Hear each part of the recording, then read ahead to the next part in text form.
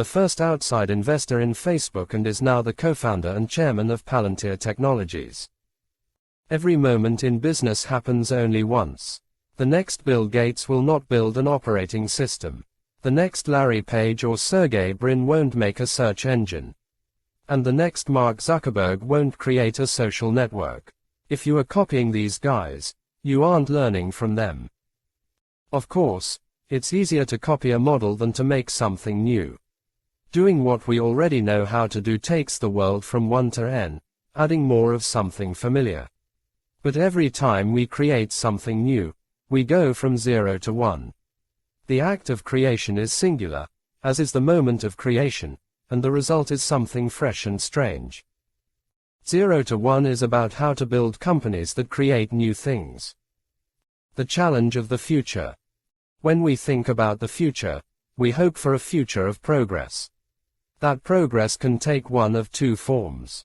Horizontal or extensive progress means copying things that work, going from 1 to n. Horizontal progress is easy to imagine because we already know what it looks like. Vertical or intensive progress means doing new things, going from 0 to 1.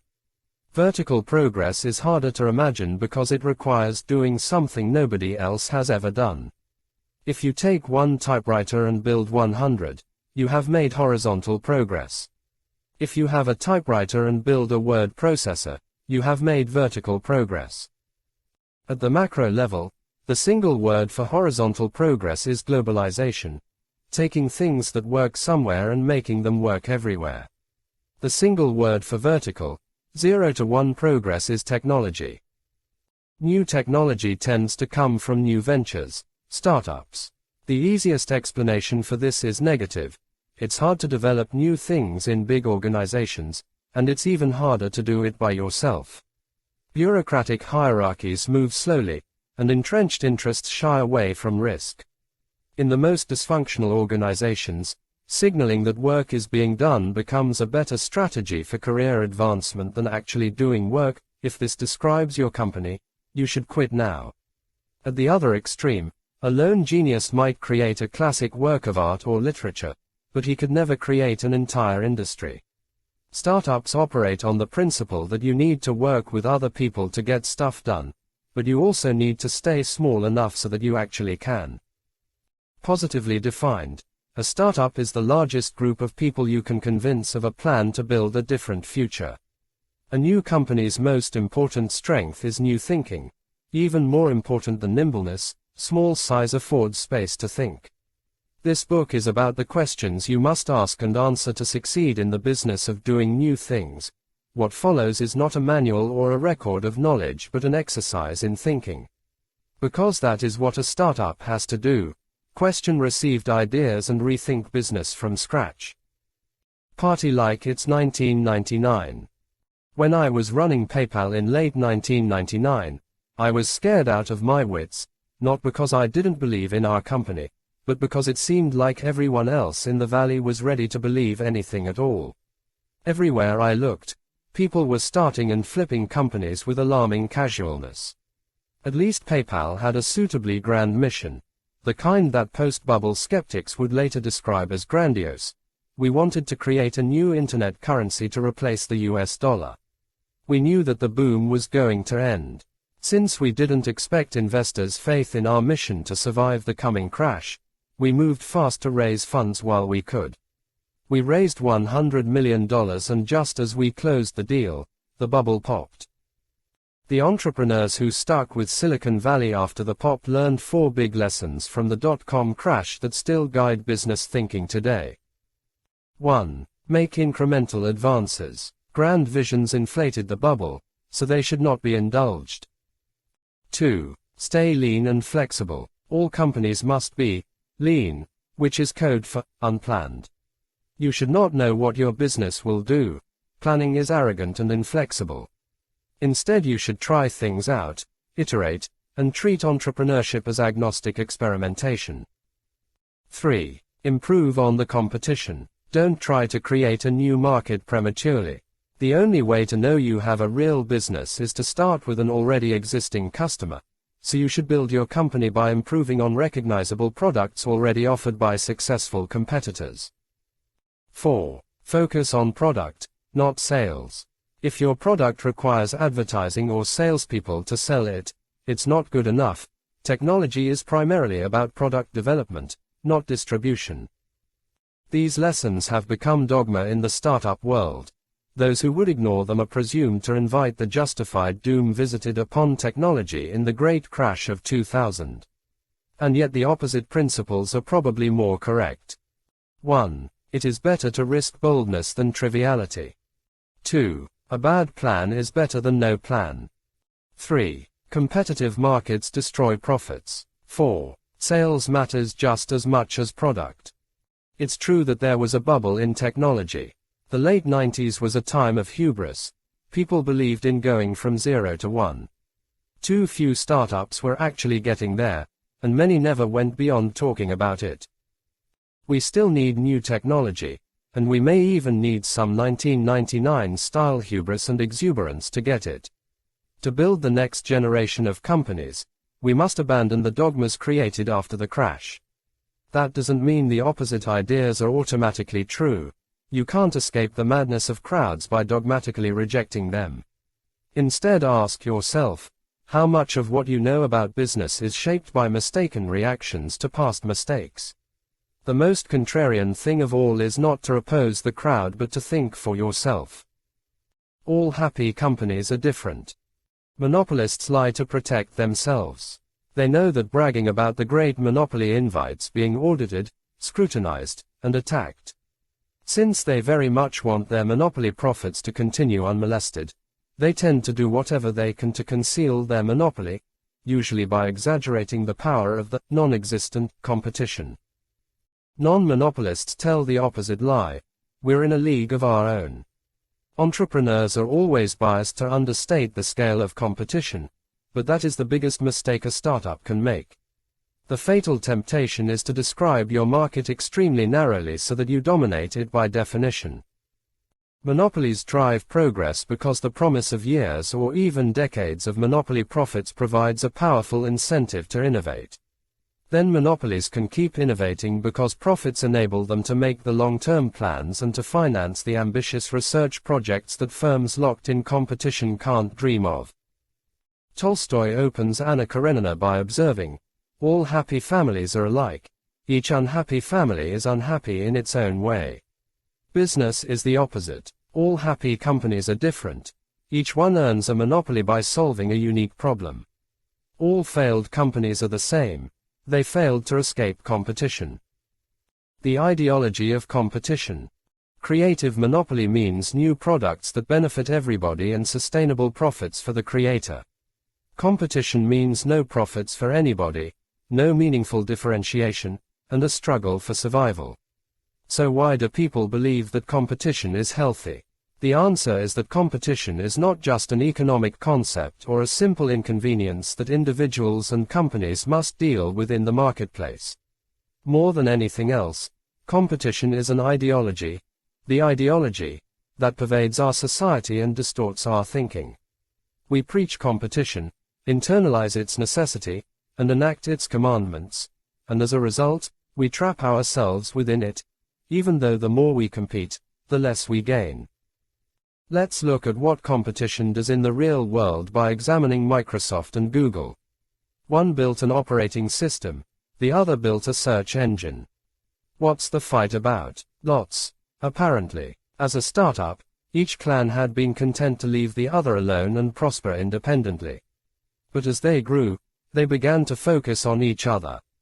Google obsessed over Microsoft and vice versa. The result: Windows versus Chrome OS, Bing versus Google Search, Explorer versus Chrome, Office versus Docs, and Surface versus Nexus. Just as war cost the Montagues and Capulets the children, it cost Microsoft and Google their dominance. Apple came along and overtook them all. In January 2013, Apple's market capitalization was $500 billion, while Google and Microsoft combined were worth $467 billion. Just 3 years before, Microsoft and Google were each more valuable than Apple. War is costly business. Last mover advantage. In March 2001, PayPal had yet to make a profit, but our revenues were growing 100% year over year. When I projected our future cash flows, I found that 75% of the company's present value would come from profits generated in 2011 and beyond. Hard to believe for a company that had been in business for only 27 months. But even that turned out to be an underestimation. Today, PayPal continues to grow at about 15% annually, and the discount rate is lower than a decade ago. It now appears that most of the company's value will come from 2020 and beyond. The overwhelming importance of future profits is counterintuitive even in Silicon Valley. For a company to be valuable, it must grow and endure, but many entrepreneurs focus only on short-term growth. If you focus on near-term growth above all else, you miss the most important question you should be asking. Will this business still be around a decade from now? Numbers alone won't tell you the answer. Instead, you must think critically about the qualitative characteristics of your business. What does a company with large cash flows far into the future look like? Every monopoly is unique, but they usually share some combination of the following characteristics. Proprietary technology. Proprietary technology is the most substantive advantage a company can have because it makes your product difficult or impossible to replicate. 0 to 1 by Peter Thiel. Google's search algorithms. 0 to 1 by Peter Thiel is a must-read better than anyone else's. Entrepreneurs everywhere. Proprietary technologies for extremely short can engineer radical changes and in doing query auto-completion move the human race to the core search product's robustness. Peter Thiel was the co-founder of PayPal. It would be very hard for anyone to do to Google what is now the co-founder and chairman of engine companies in the early. Every moment in business happens only once. The next Bill Gates make a product and operating system. More people use the next Larry Page or Sergey Brin won't make a search engine on Facebook. And the next Mark Zuckerberg won't create a social network. Unilaterally choosing a different social network would only make you an eccentric.